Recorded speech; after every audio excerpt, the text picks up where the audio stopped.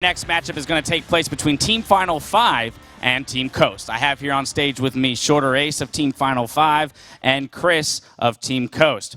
So Shorter Ace, first question to you is how does it feel being on a team that's comprised mainly of amateur players who haven't seen pro competition yet and to be one of the top 4 challenger teams? It feels really good because I used to watch competitive events all the time. I used to stay up late nights just to watch this stuff, and it feels really cool that I'm able to play at this level now. Now, and Chris, for you, you're a name that we recognize. We've seen you around the challenger scene, the pro scene, and I have to ask here, not having those, having played on so many teams, what about Coast makes this journey special? Playing on Coast has been really great, and everybody's hungry to win, so yeah. I like it. No, hungry's good, man, and that's all we're looking for, wins. Back to you, Shorter Ace. Not having veterans on the team, though, I have to ask how you guys specifically tackle improving and getting better. We usually just watch VODs of our old games to see what we can do better, what we did well. We watch OGN, really good teams that play, and see what they do and try to incorporate it to our play style. Absolutely, I like that. Self-learning at its finest. Back to you, Chris. An interesting dynamic on Team Coast is that you have 3 players from the NA region and 2 now from the EU region. So how does this affect the team dynamic, and how has it helped you guys kind of mold into a unique team? I think bringing in some players from other regions have given us a great edge, and we brought in some great players. Really great shot caller, and Pele has been doing a really great job at shot calling. Fantastic. Well, hopefully that shot calling will pay off for you in this next matchup. Shorter Ace, final question before we load into this game. I want to know how you're feeling specifically in your matchup in the jungle, and then how you think the series will play out. I think Pele is a really good jungle. I respect him a lot. I think it'll go to 5 games. I don't want it to go 5 games, but it'll probably go to 5 games. All right, well, 5 games, like I've said before, is definitely more exciting for us as viewers. And Chris, top lane matchup. How confident are you feeling, and how do you think the series is going to turn out? I think I'll do really great at top lane against Rux, and I think we'll 3-0 them. 3-0, all right. That's a very bold prediction. Well, I like the confidence going in. Gentlemen, I'm sure you want to get your last-minute preparation in with your teams, so if you don't mind, I'll send you off to your player pods right now. Go for it. And now, before we load into that game, I do have to send it over to Riv and Jat to take us into the game today. Thank you very much, Dash. Yeah, we're pulling a broadcaster swap here on the desk. I'm Riving DeBiz in the third, along with Joshua Jet Leesman. We're going to be bringing you an elimination match today. Yeah. It's not going to be good. 2 teams go through, 2 teams go home, and this is one of those go-home instances. It's been a 3-day tournament here so far. Best of 5 matches all throughout, and it has just gone from fast games and some surrenders to long games now. Yeah, and just a quick recap on our format. Obviously, there's 4 teams in this double elimination bracket, right? And this is our first elimination game. Only one of these teams can end up making it to the LCS, and they have to win 2 best of 5s in a row. However, if they are eliminated, of course, they will be eligible and auto-qualified for next season's Challenger Series. So it's not all bad. Maybe that takes a little bit of pressure off, but it always is more pressuring in an elimination game, which is what these teams are facing right now. And I say for Final 5, it's a go-for-broke moment. These guys had so many changes coming in here, kind of the underdog story, a team that was like, you know what, let's make a team and get ready for next Challenger season. And they swapped around the players so many times. That's the story of their name, right? Final 5, F5, refresh. Because it actually works in a lot of different ways. It does. It works well. As long as they don't finish 5th. And then they lock in a team, and they're like, oh, we could actually make it this time, so let's not get eliminated. I was talking to Shorter Ace a little earlier behind. One of the production guys was introducing me to him, and I could tell he was a little bit nervous. But to see what they had gone through, especially during their other games, is just kind of like taking a huge beating and then still being able to win those matches against Fusion. They went down quite hard. It's kind of like watching a Rocky. He's just getting hit, and then they came back, which actually brings me to Coast as well, who threw out a 20-minute surrender yesterday. When we see the gold leads and things in this game aren't really what they seem to be lately in terms of power and whatnot for teams. So we'll see if Coast can get that kind of locked down and not want to say, let's get a surrender, let's get to next game mentality, because it hurt them. Yeah, there's a lot of volatility in so many of these games. Yeah. Even that last series we just saw that had Curse Academy qualifying into the LCS, that game 4 was absolutely crazy. Yep. I mean, you can see on the bracket here, Curse Academy obviously is the first team from this expansion tournament to make it into the LCS, and the games are really chaotic. Yeah, obviously, teams doing it in fashion. Because they're still playing on the 420 patch, which is their first experience That's with true. what the 2015 season is going to bring. But also because it is essentially challenger teams playing each other. They don't have the same level of polish and ability to close games in a decisive manner that the games get really, really crazy, which is why this weekend's been so amazing to watch. It's true. We watch these games, and you remember all these 4 teams qualified on 419. So they had a bit of time, obviously, to play on this. Some may be getting their hands on PBE, which changes may not even have come to fruition now on live. And we see them. They do a lot of fights, and then it seems like they're waiting for their power spikes to still come off a dragon they would take, which doesn't really give you gold It's so anymore. different. It gives you stat gold. So you see the teams are like, dragon, and then we'll farm because we get a spike, and then they find themselves kind of wandering about because they only took their jungle, and they're just getting ready for another fight. It was kind of like what Fusion did yesterday. It was 41 to 20 something, but they didn't win the game because they weren't pushing. Teams are kind of just waiting for these spikes that aren't happening unless they're getting them themselves, unless they're pushing turrets. And we see a lot of the AP teams too, so it's not like they're crushing turrets down immediately. And the most interesting thing I see about all this is this Coast team, who in the previous rounds of this expansion tournament looked absolutely unstoppable. That's true. You're seeing the comments, everyone was saying that, Coast is the only team that looks LCS ready, or they're just kind of on another level. Fusion was actually the other team. I'd say they were the favorites coming into this tournament. So true. Obviously, the winner of this match will end up playing Fusion tomorrow for that final LCS spot. But I really want to see if Coast can make it back into their 419 patch form. Obviously, the game has changed a fair bit, but they have a lot of experienced players. I mean, they actually have someone who has just been to Worlds in Jess's, and now he's playing in an expansion tournament. So from a nerve perspective, you would expect that he'd have a lower amount of nerves. But at the same time, you factor in he's moved to another country now. If he doesn't succeed here, then what was it really for? And that actually does add a little bit of pressure there. Yeah, coming from the European LCS, didn't have the greatest stats at Worlds, obviously having to switch up in the team as they went into it, but he was 3rd in the summer split in KDA, 4th in gold per minute from that mid lane. So still a good guy to have on the team. They're definitely going to be able to use him to go strong in this one. Bans against him, the Ahri was seeing quite a bit, and it hurt him out. His Ziggs wasn't that impressive to come out yesterday in his play. Yeah, he's a bit of a strange mid laner, doesn't necessarily play the meta champions, but instead will play his own style. Obviously, at the bottom of this Team Coast lineup, Mash and Sheep, which are the 2 most standard players on that roster. They're the ones who have been there for the longest at this point. Interesting to see pretty much LCS from top to bottom on that team. Final 5 now on your screen. We can see Rux here. He's been putting up some numbers in the top lane. Had a great game on Aurelia yesterday. They did turn back to that Aurelia with a different composition and didn't work out as well. Maybe he'll give us some Scion play. It's been fun to see as well this weekend. That would be pretty awesome if we get to see him play the Scion. I also really want to see how Rux and the rest of Final 5 bounce back. Being up 2-0 against Fusion yesterday and then getting beat 3 games in a row. I mean, we talked about coming up off the ground after you get knocked down, which they did in game 1. Well, when you get knocked down 3 games in a row, how much harder is it to get up in your next series? Obviously, Shorter Ace needs to get rid of some of his nerve problems. You'd think he would be a little more solid. He played Lee Sin 6 games in a row if you actually go all the way back to the earlier rounds before finally switching up to Zac and still not finding success. Obviously, if he finds confidence in his Lee Sin, I think it will be a pick that works on this patch, but he's really just got to pick it up. It's one of those things that he obviously enjoys. It's that comfort wheelhouse pick, but he also says when he gets it, it's that pressure to perform, and it's something he hasn't felt too much yet. He said he'd be able to fit into a little bit better today, having felt that already. I hope he can. I also want to talk about their bottom lane, Prototype, White, and Rule 18.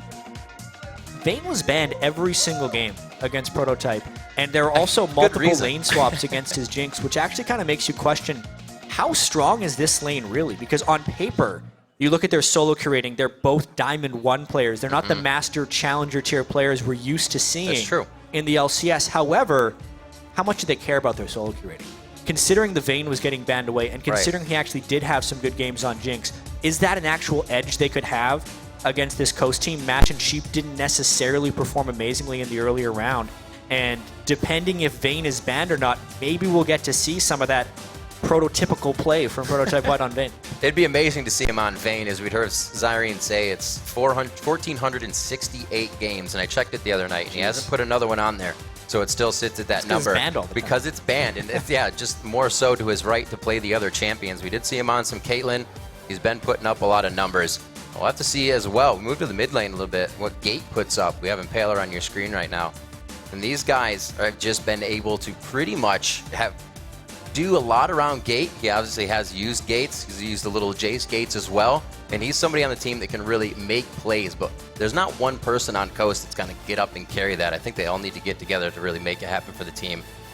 Like a Mac Noon or like a Huhi we've seen really coming out strong in a LeBlanc or Zed play.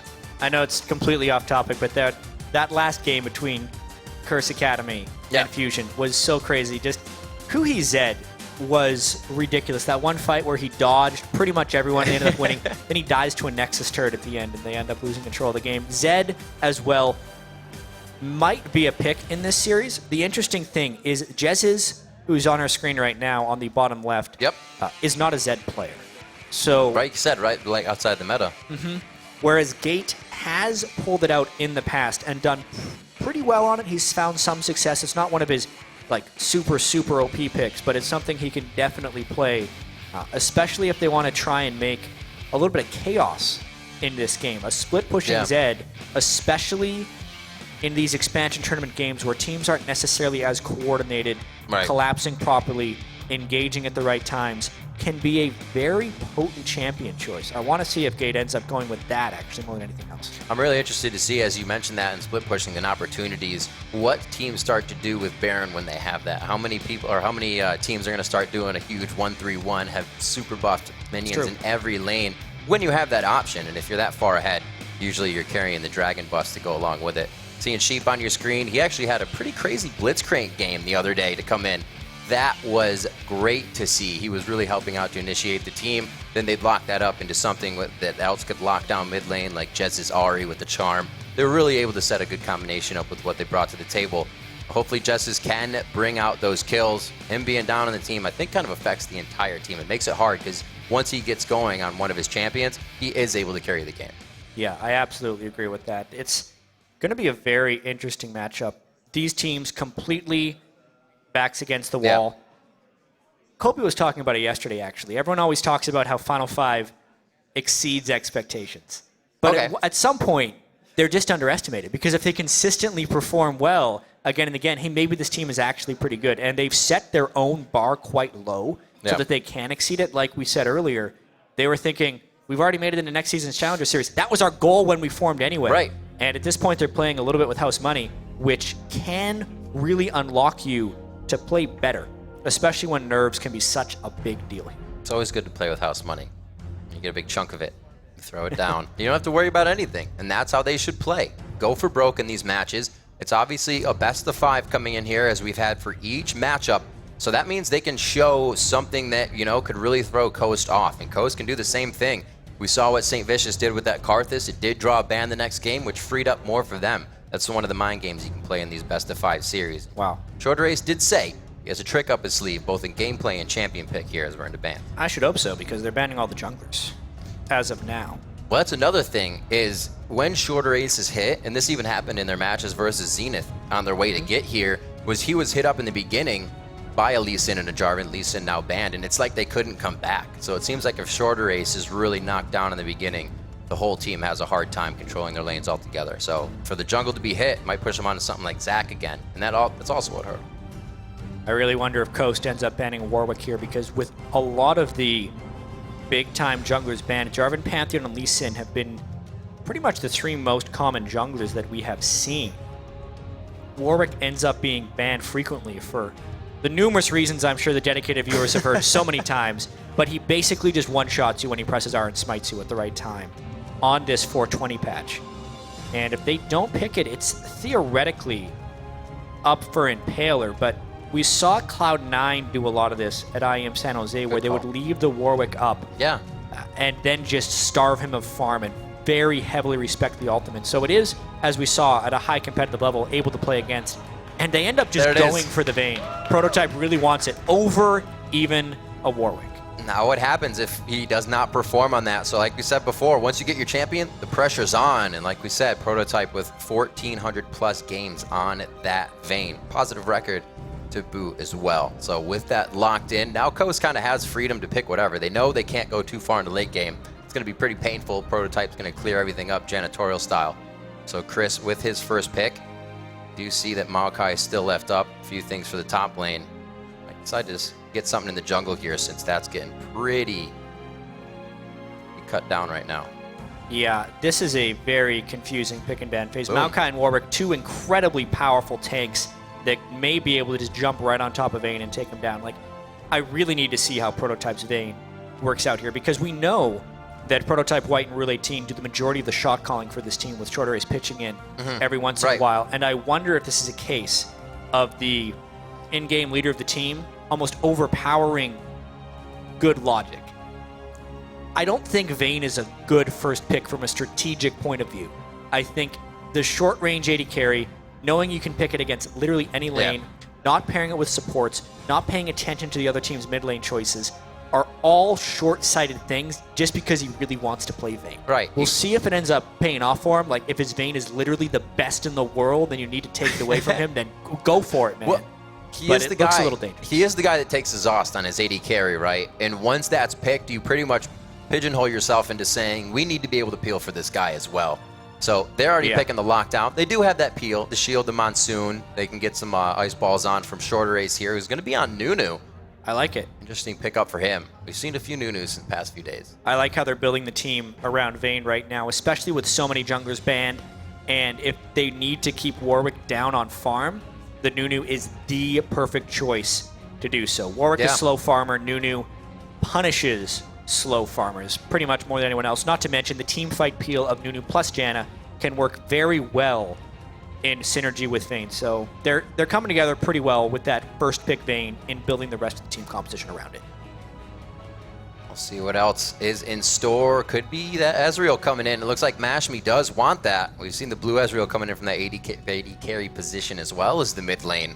I don't know if we're going to see Jezzus pick that up just yet, though. Sheep is going to take the Thresh, is going to continuously be able to make plays with that, or at least help Impaler to get out of a sticky situation with the Dark Passage.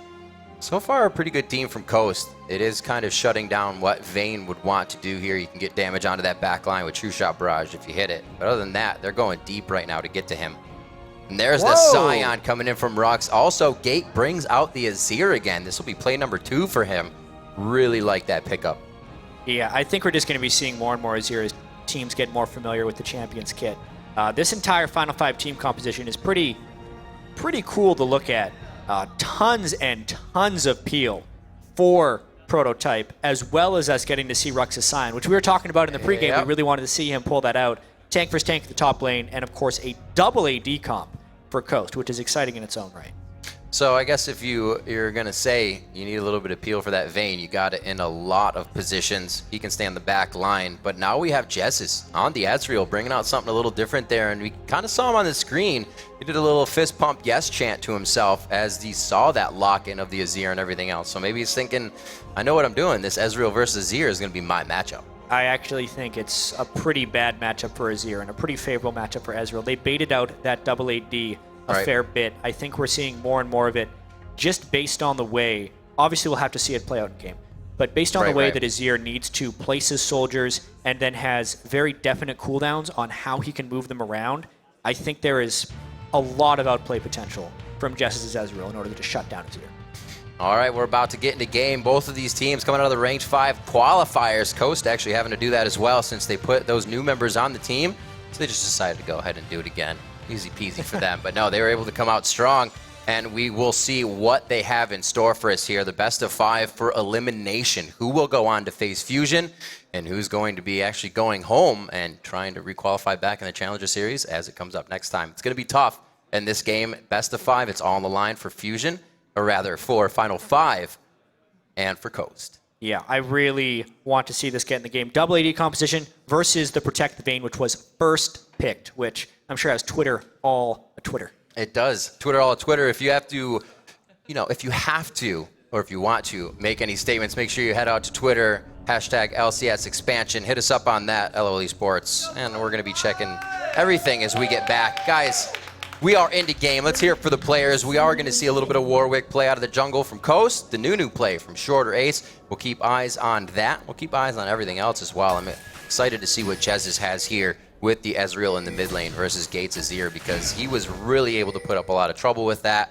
and F5 was all over the turrets as fast as they could be, because Azir, he's pretty good at taking those down from long range. They were able to use that ability. Yeah, just the defensive line coming at the start of the game as well.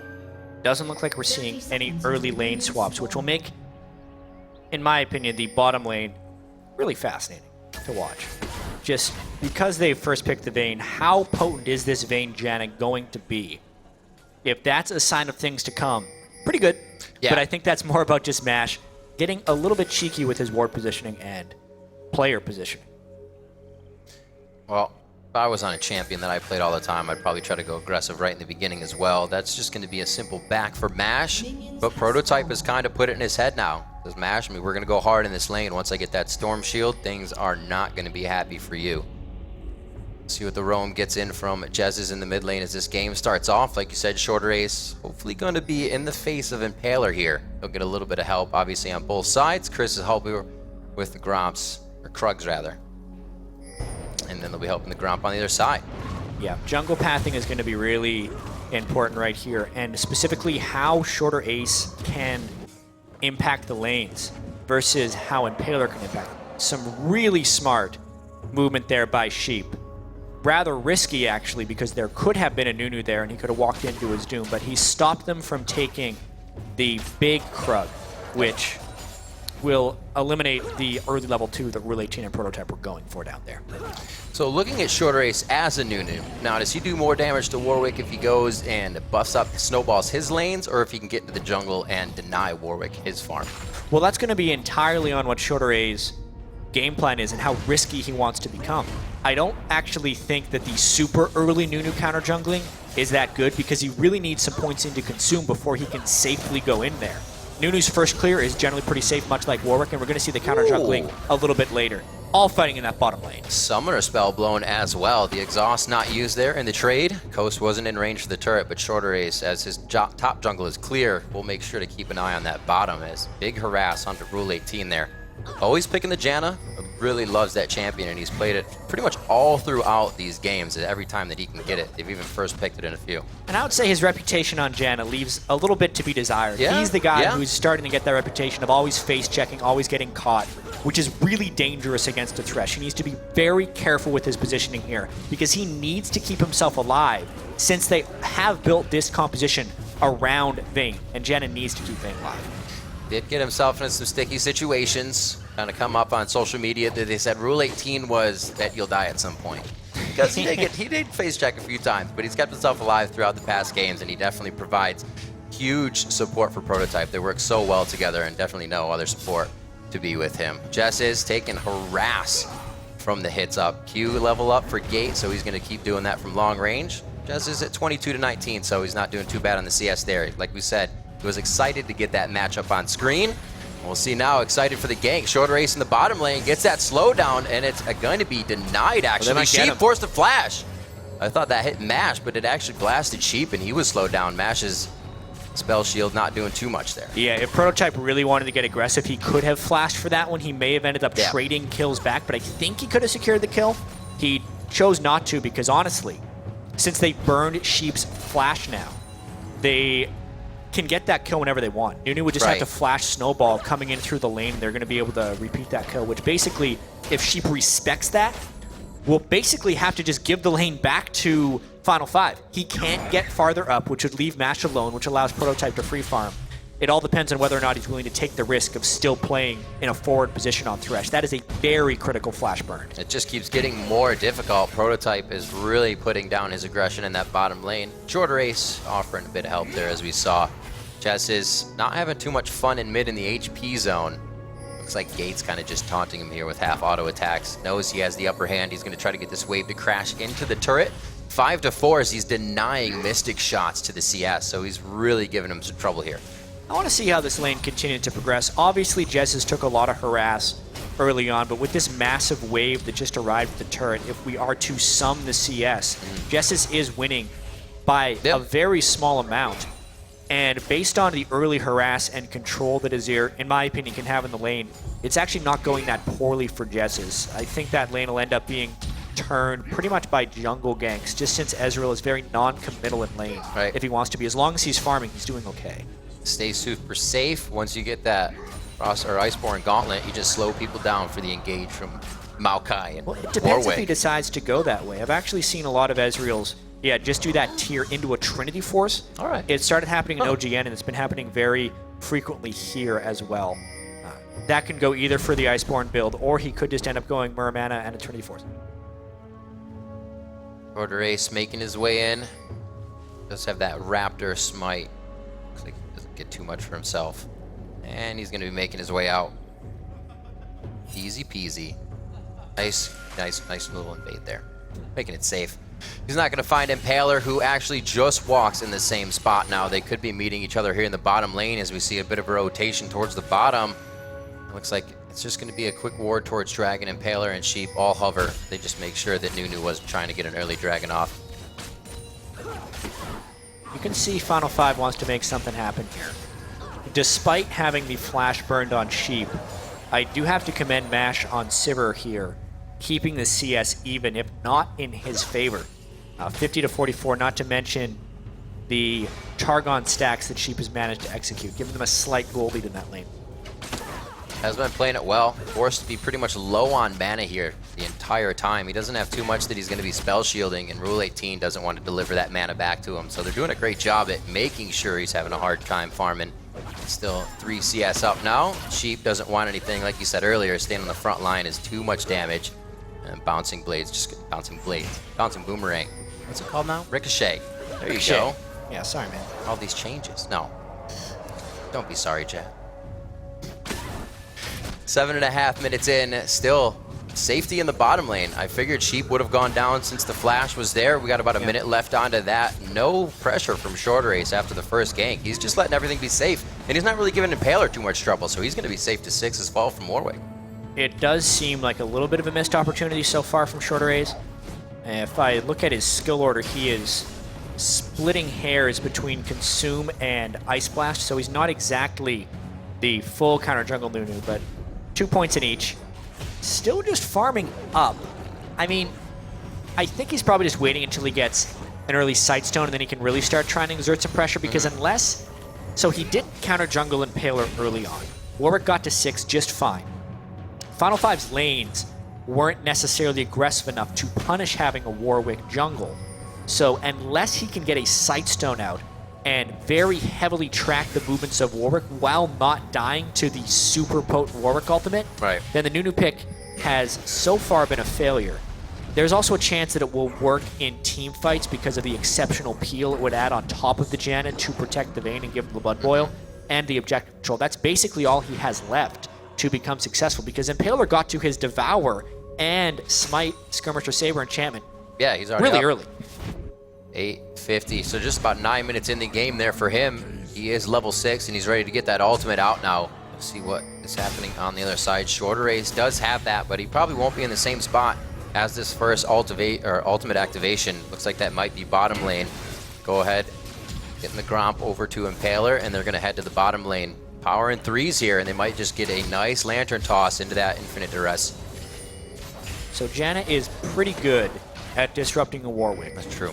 He'll still get the damage off from the ultimate, but they can peel him very well after the fight. So a lot of caution needs to be exercised in these lanes now that Warwick is level 6, 7 actually, with the ultimate up. Teleports are up for the top lane as well. Rux has a nice push on the lane. It'd be an advantage for him if there were a fight down here. Chris and him are both level 8. That's There's a great the hook hook. on. Not seeing any teleports just yet. The Monsoon goes out. Shorter Ace trying to make his way in. A nice absolute 0. And it looks like Prototype is forced to the brush. He will be able to take down Impaler. A few more Silver Bolts picking that kill up. We've already seen the one go down. And that was going to be Rule 18 first. Nice play back and forth, 1 for 1. Really interesting right there. They ended up blowing the Janna ultimate on the Lantern, and Impaler flash ulted back in. Gate, though, trying to take advantage of all the action bottom lane. Ooh, going in very hard. Takes down Oh, mid-turret. no. Whoa, Prototype getting caught out there. A little antsy in the pantsy. Gets teleported down by Chris, and they're able to take that kill very easily. So they get a little bit of gold off of what he just got for himself. Heads back, buys that BF sword and a pickaxe. So he'll come back to lane a lot stronger than Mash. But Mash may still be able to poke out with that boomerang if he can hit the right shots. Yeah, I would say total greed there by Prototype. Absolutely. Because they knew he had teleported down to the bottom lane previously, but the action will continue. Shorter Ace, he just wants to kill Mash. Oh, Mash definitely going down. Walks right into the turret. That red buff's actually going to go over to Rule, so it'll make the bottom lane a little bit more of a pain in the butt for Mash and Sheep. And it looks like Final 5 is starting to take control of the map quite a bit here. True Shot Barrage to give the middle lane some breathing room. They just go ahead and send up the Azir turret. Gate gets out of there alive. It looks like they may start to set up this dragon a little bit low, but looks like they have the time to do it anyway. Yeah, I have to say Gate's presence in the mid lane on Azir has been absolutely exceptional. Yeah. I thought Jesses would be able to poke him down and farm yeah. just fine, which I think his farm has been all right, but he just hasn't been able to deal with the endless shoving of the lane, and losing that turret early is a pretty big deal since it also cascaded into that dragon since they just had no map pressure. Good job by Final 5. Definitely pulling out the stops here to begin the game. Morello Namicon finished up from Gate as the pushing helped in mid lane. 102 to 92 there. Chris going to do what he can to start putting some damage on this top. His teleport's down, so he'll be hanging out with his roots in the top lane for quite a while. All that hasn't changed the gold too much, but those stats of attack do go over to Final 5 now, so we'll see if they try to use anything with that advantage. One turret down on each side. That was just Azir's going down in mid. There's on the hunt in the bottom lane. Very nice disengage. They can't get anything. That was infinite duress that was about to be used. Every minute they want to get down there and keep it going. Yeah, that's basically Coast's plan. You first pick the Vayne. We're going to use Warwick pretty much every gank down in the bottom lane. They don't care about killing a Scion with a Maokai. Those guys are just going to slap each other basically the whole game until they decide for later team fights. But very impressive peeling there by Rule 18. Able to stop the Lantern on the hunt gank without using Monsoon is impressive in itself. Rux trying to get some swings in onto Chris once he gets him stunned up. Looks like that lane's going pretty much in his favor. Chris rather doing a great job of keeping his CS up though. Doesn't have too much to push Scion out of lane, but him himself trying to heal up just off of the abilities in his passive. And he's done a great job. Both teleports are blown, so we won't see any action from those guys in the top lane anytime soon, but it looks like they're trying to create their own with that teleport being down.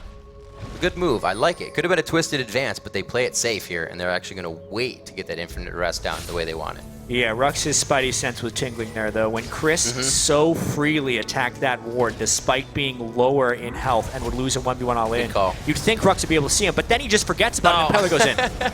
He's like, that wasn't safe, but I'll keep going in. Rux gets himself out on that one. The ultimate is down. He used it to kind of pop up the fight there, so it's not his escape on this one. Can't use it. Emperor's Divide not up. No, it is actually up, but Gate decides not to use the ultimate, and he just puts a little extra damage down. So you can see now, Final 5, the pressure around the map is theirs first every time. Yeah, Gate would have had to get very dangerous positions in order to use that Emperor's Divide, and the kill would not have been guaranteed since Rux was so low. But at the same time, they end up getting pressure out of that. Rux, with his stubbornness in that lane, was able to withstand yet another Warwick gank. That's kind of, I'd say, 1 for 2 for Impaler, since he did get a kill on the gank in the bottom lane. But it's very important to track the efficiency of those Warwick ganks to see if he will be useful late game. Just missing over the shoulder of Prototype. That's what they wanted. Howling Gale just missing the backside of Sheep. He gets himself out alive. And it looks like both use the ultimates. On the Hunt was also used by Mashme. He's about the same amount of mana here as Prototype, so they can't really deliver too much damage as this fight continues. And they're just going to farm it out. Blue buff going over to Gate. He's been doing well in mid lane, and this whole weekend, I like these games because a lot of the lanes are even in CS, and it's so hard to find really where the power of who's winning is coming from, and it's the small things. It's been, like you said, Gate in mid lane. Yeah. Good moves by Shorter Ace to help out Prototype in the bottom lane, which Coast has been reacting to and also taking, so quite even. And in the 3 best of 5s we've seen this week, we have yet to see a 3-0. Obviously, these teams that have made it here are fairly close in skill, and in this game itself, they're very close in items. I'm actually very curious about Prototype's choice of items here. It looks like he's going Infinity Edge first on Vayne, which is very uncommon for most Vayne players. You'd see a Blade of the Ruin King early on, but if I had to guess, he's counting on the Blood Boil of Nunu to amp his attack speed and therefore try and multiply his Infinity Edge damage a little bit sooner.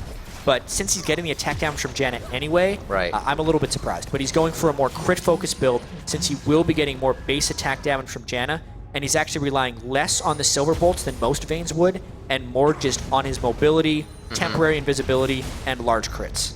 Right, because you look over at Shorter Ace, and he's got 4 into the Ice Blast, 5 rather now. and 2 in Consume, so he's looking at Blood Boil Lath. So if the synergy is there, he'll be there a little later. Not as of right now, but he's farming his face off in his environment. Very double lift-esque right now, all by himself. Luckily, even point 1 in Blood Boil gives 25% attack speed and 8% move speed, so it's not to be ignored. But yeah, I absolutely agree. It's not going to kick in until much later. We'll see if there's a little bit of a fight here, though. See what kicks in right now. Chris coming in, puts on Vengeful Maelstrom immediately. Infinite Duress was already used, so the crowd control really isn't there. They're still able to chase down the kills. Prototype right in the middle of an entire fight. Rock's trying to be the big guy for any skill shots here, and he is able to get out alive. They are not able to turn the fight, however. Too many members of Coast and too healthy. But Shorter Ace caught really out of position right here.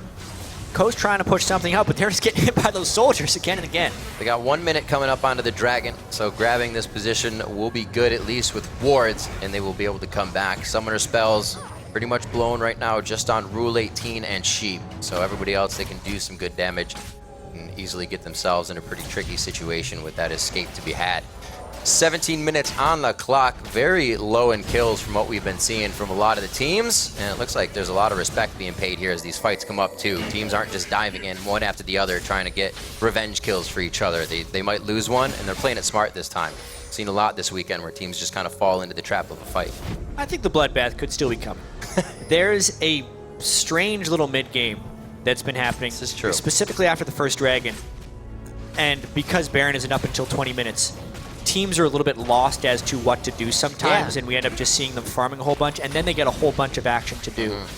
Dragon number 2, though, looks like it's going to Final 5. Let's see if Coast can stop this one, but walking through a choke point against Azir is nearly impossible in my opinion. Very scary stuff. Throws up that Emperor's Divide. The team can also get a bit of movement speed if they cross through it. The damage now to Chris, but Ruck's also taking the same as the top laners go back and forth. It is going to be Rux that falls as his pass. They're trying to do more. A snipe on the backside. Prototype will be offering no more DPS to this fight.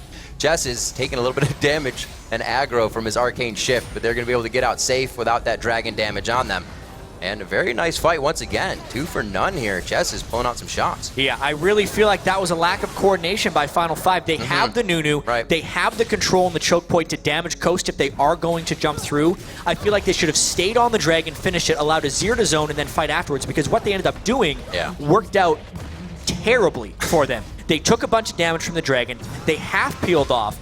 They pushed up far enough that Impaler was going to be in infinite duress range. He got that off. They jumped around the Emperor's Divide because of their sneaky mobility, and they took everything. They got a nice fight, and now they can still get the Dragon afterwards. Definitely an easy fight to see, if you will. There it is. He's going to chomp down the steal from Shorter Ace, but can he get out? We just saw him go down, so this is a valiant attempt by him to pretty much make up for that as he comes back from spawn. He does so, gets his team the Dragon, and it means a lot more now in 420.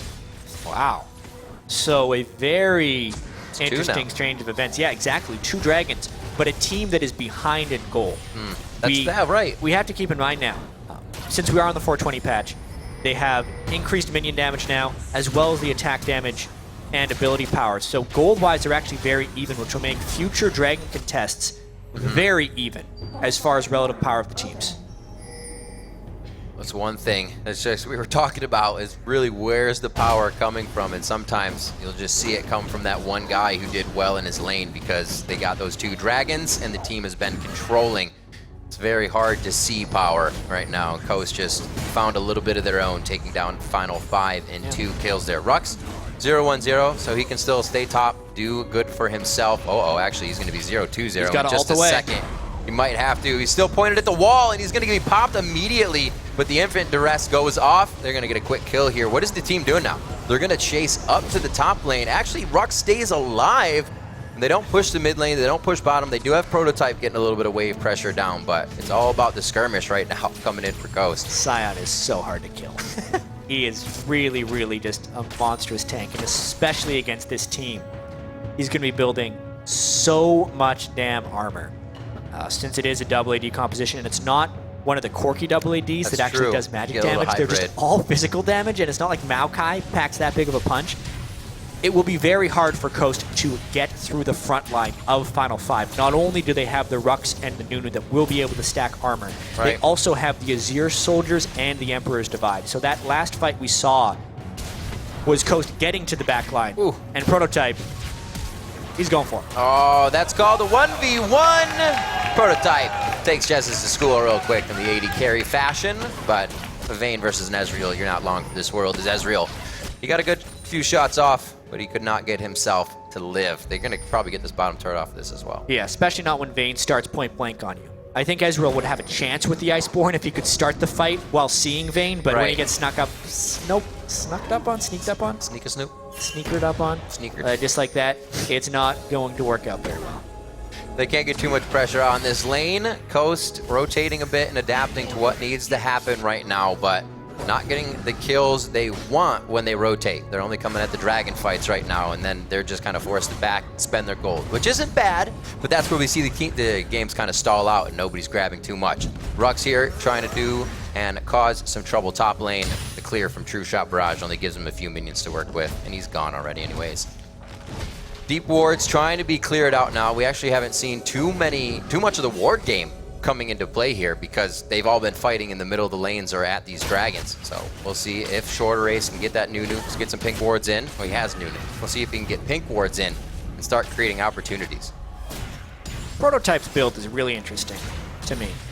Blood Boil is now at 2 points from Nunu, so it's giving him 30% attack speed. But it looks like he's going to be going Infinity Edge Bloodthirster or potentially a Mercurial Scimitar as a second item for the QSS. But just a Vayne that avoids attack speed and lifesteal for this long is just not very common to see. However, he first picked it, and because they are running it with the Nunu and Janna, he's still going to be hitting for a ton of damage. It's just a really unconventional build. Can't question 1,400 games.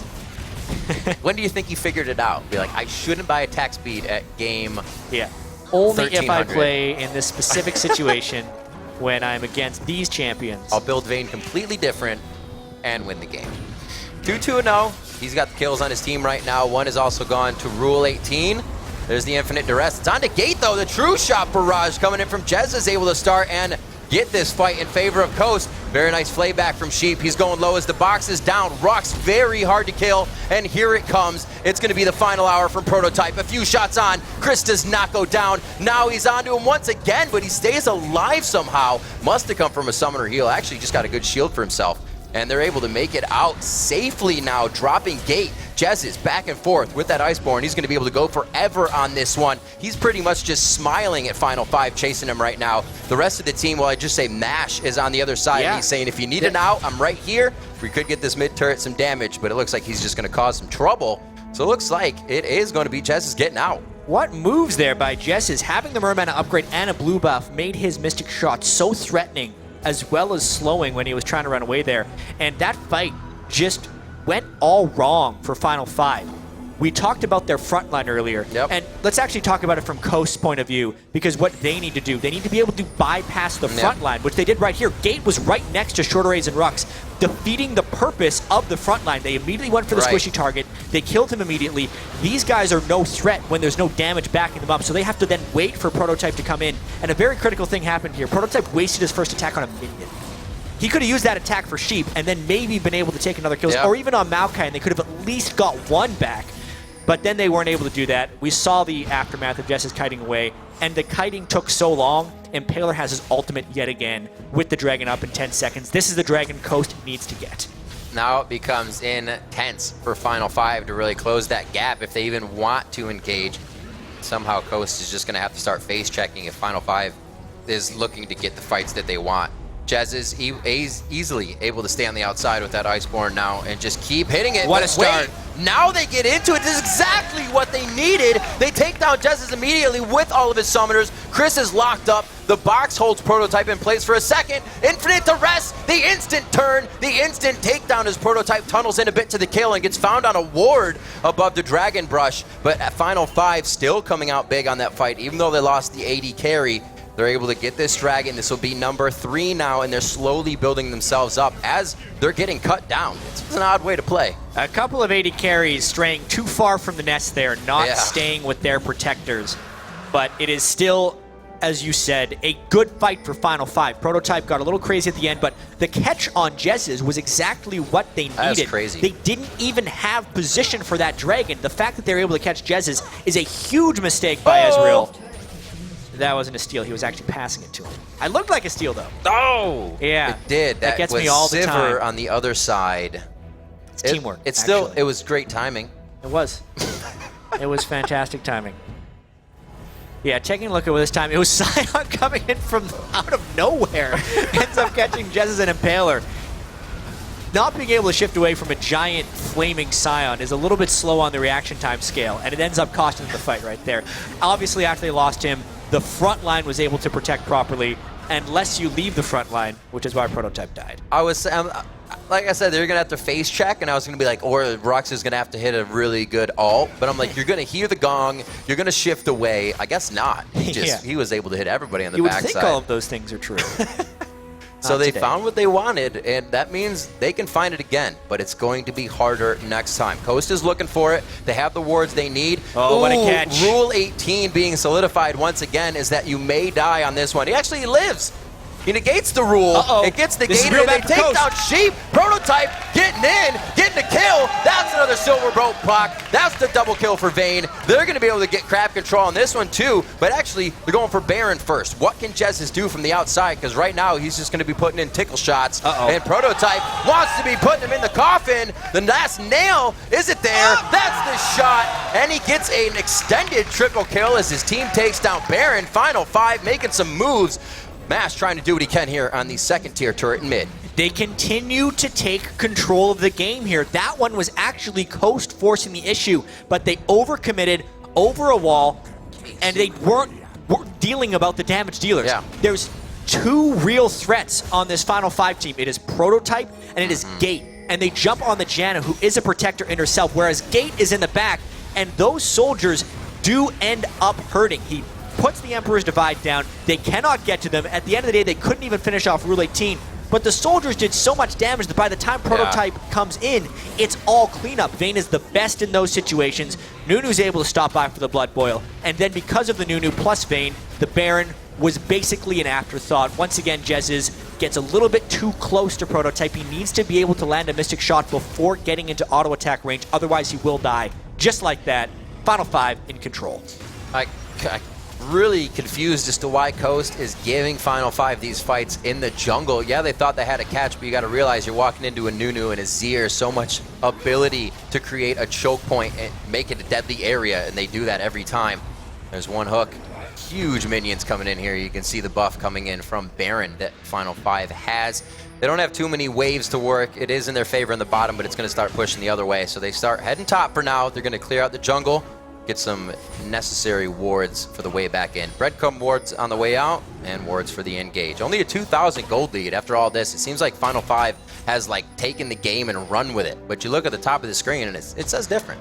Yeah, but we have to keep in mind 3 Dragon buffs plus the Baron buff. The effective gold that these guys are playing with is, in my opinion, close to a 10,000 gold lead at the moment. Not to mention all the power that is packed into Prototype's Vayne. That's a 388 attack damage, 461 attack damage once he gets the shield from Janna, which is then amplified with his tumble. It's really a tumble-reliant Vayne that needs to space his auto attacks to basically blow people up who don't have armor. And he's still forgoing the attack. Yeah, at the moment. I think he's going Last Whisper next if we're going to follow his path. But that's because he's literally just relying on Tumble for a lot of his damage amping abilities. And with the Baron buff, they're just going to keep trying to push these turrets. Impaler wants to get a catch, but it is so hard to get through this team. Whoever he jumps on, Janna shield, Janna ult, Azir ultimate, Nunu snowballs, you just jump into a whole bunch of trouble. Everybody's got to be able to follow. There's a bit of long-range attack, but like you're saying, everybody's got to be able to follow, and that's one of the deadliest things they could do right now. 3,000 gold lead right now for Final 5. They come out in Game 1 here, the best of 5, quite strong with a new composition that we have not really seen yet. They finally get their Vayne. Shorter Ace picks up the Nunu, and it seems like they're able to put things together from the start of this one. Even for Shorter Ace being very lackadaisical in the jungle and not trying to put too much pressure on Impaler, he's definitely able to make moves first and get Prototype that help he needed. He was still able to maintain objective control, though, which I think is a very important thing. And there's Rux going real fast. Hey! Oh, but gets it! Nope, it's going to be the Spell Shield, actually. Doesn't get the decimating hit either. No stun, no slow. A hook in. Rux is huge, though. Not really the guy you want to be hooking in there. And they are able to stay safe. The wave is quite far from here. They're not going to be getting that anytime soon. Top lane looks like it could be something for them. and middle in just a little bit. But right now it's denying Coast pretty much everything. Suck up the resources in the jungle and just kind of string them along. Really learn how they play. Take this time to figure out what they can do to get inside Coast's head and make next game even maybe that much easier. Yeah, the team comp is really showing in Final Five's favor as of now. The armor stacking by Rux and Shorter Ace is really exposing a vulnerability that Coast built in here, just having AD damage and not being able to snowball the early game. Additionally, Coast put so much focus on shutting down Prototype because it was so blatantly obvious that Final Five was building around this Vayne. They're like, we have to shut him down. The fact that their first gank actually ended up getting a kill to Prototype and then the shutdown was unable to reach him thereafter has just been a lot of pain. And there's no vision control now, so Dragon number 4 probably going to Final Five. It just gets even scarier. So much control over the vision. Gate can just throw soldiers up everywhere and even escape with those soldiers. Love the play of Azir. It's great to watch in game at a high level. Gate's been able to bring a little bit of that this weekend.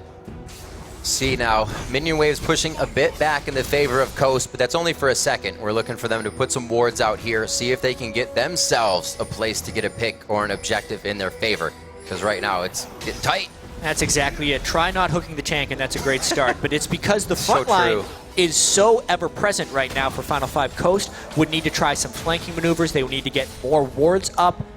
They need a lot of help, actually. Yeah. But they basically want Final Five to not be as grouped as they are, since the zone control of Azir plus Nunu, as well as the heal they have built in for Vayne, is too much for Coast to handle in a controlled environment. So Coast would actually need a little bit of chaos and split pushing of all things. Yeah.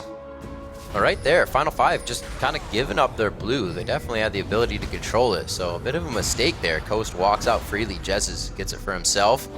So Final Five definitely needs to realize there's still a chance for Coast to get back in this one. It may look all green on the other side of the map there in their favor, but it's not anywhere near over, and Coast is definitely a team that will stick it out. I was a little scared yesterday when they did do that surrender. It was a kind of early. Granted, they were down quite a bit of gold, but we saw Final Five stick in that game I was talking about, the 40 kills to 20 kill game. It's not over till it's over. We're going to see right now that Coast is playing that mentality. They're trying to get themselves back in this one. So Final Five's able to grab the blue for themselves, so not too bad that they lost theirs. Gate still gets one. And now they're going to try to put some pressure in this bottom lane. Maybe, nope, going back. Not. A lot of teams are doing this. They take a lot, and then they're going to say, you know what? Hang on. Well, here's the thing. Final Five is in so much control of this game. They know they have the new objective control. They've proven that they're able to win these team fights time and time again, and they're one dragon away from 5. That's Just true. have to restate That's a that good again point. and again. So even though this has been a very subdued game, fairly low in kills, it's on Coast to try and force things because Final Five has that secondary win condition, which is probably the 5th dragon. Yeah. Very good point, chat. It's just so close to being there. So once you get the aspect of the dragon, it's almost impossible to fight. You could even have Coast with Baron right now, and you'd still be looking at probably a Final Five win there in the skirmish. Clearing out that Baron, actually, as there is 10 seconds left on it. We have a pink ward still for Final Five down towards the dragon, so they have control over that. They're If trying for necessary. something. That is on the hunt from Sivir, but again, it's just Sion on the front line. Over to the back. Gate gets hit up. Emperor's Divide knocks everybody back, and he uses the self-summoner heal. That's one kill. Mashmi goes down. You can see Gate from the outside controlling his soldiers. Now getting a double kill. Doesn't even use Shifting Sands to get in the fight. Just commands them from the outside. And the rest of the team now to control. This is where Shorter Race comes into play. The rest of the team's adding the slows. An extended triple kill now coming in for Gate on Azir. And it looks like they may be able to solidify another Baron.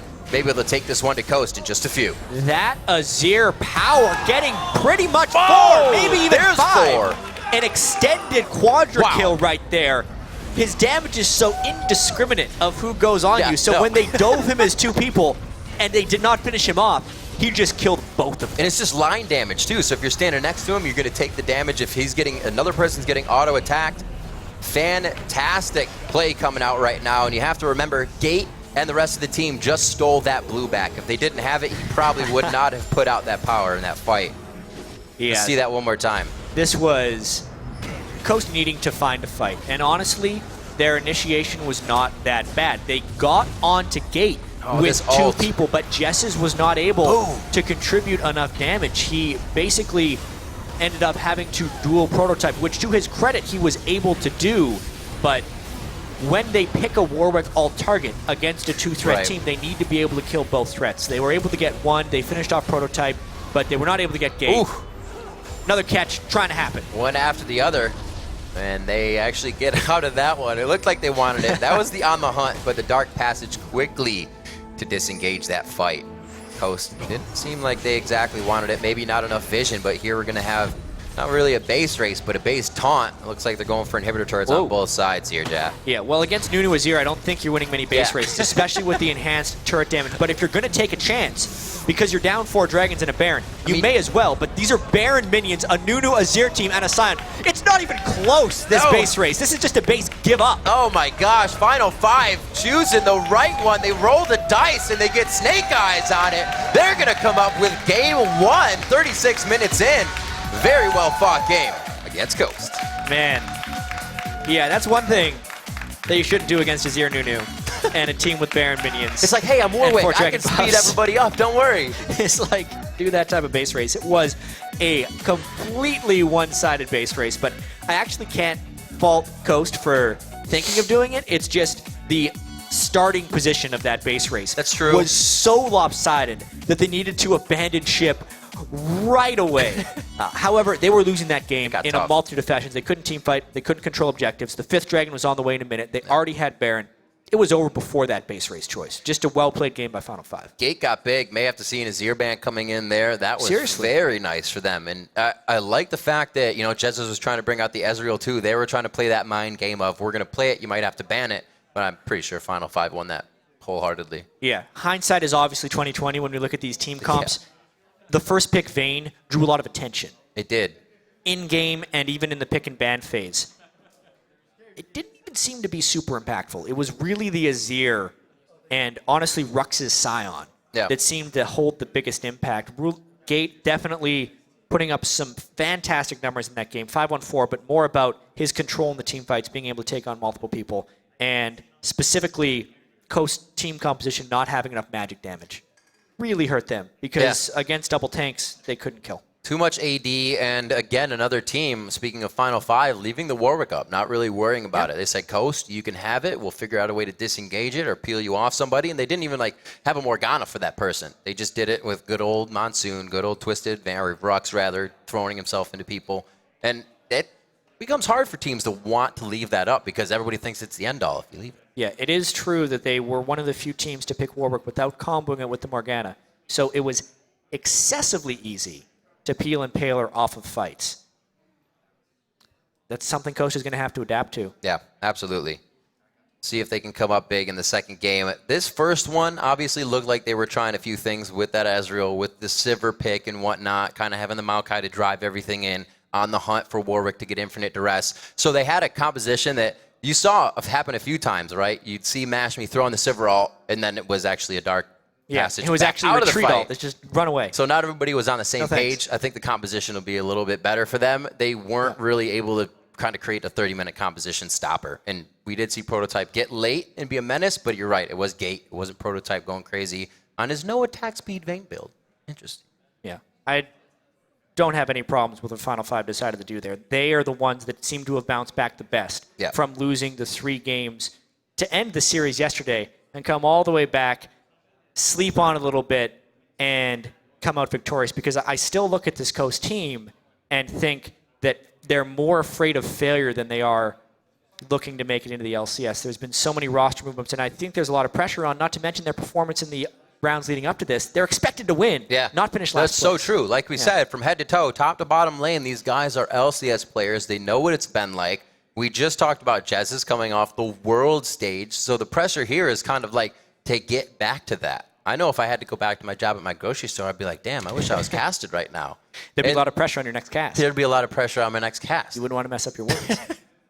So it is. It definitely plays on the mentality. And it was good to see Final 5 kind of shake their fears off as well. Like I said, when I talked to Shorter Ace before the game, he was very nervous, kind of jittery in even his words and speaking, and didn't know how to answer. You kind of get the smile out of every answer because they're thinking of what to say and the jitters. He completely broke that. And these guys are young, 17. And I said, when have you been playing since? He's like 7th grade in the beta. So they know how to play the game, but they don't know what this atmosphere is like, and they're actually taking to it quite well. Yeah, I really can't wait to see what these guys can do if they're able to continue out of the series. But that was game 1. It's now 1-0 for Final 5, and I can't wait to see what happens in game 2. I'm going to be absolutely excited to see what happens in game 2. Looking forward to it. I don't know. Are we going to commercial right now? I think we are. I think we are going to commercial break. So we're actually going to be right back with more NALCS expansion tournament. Ribbon Chat, bringing it to you live. We're going to have more in just a second.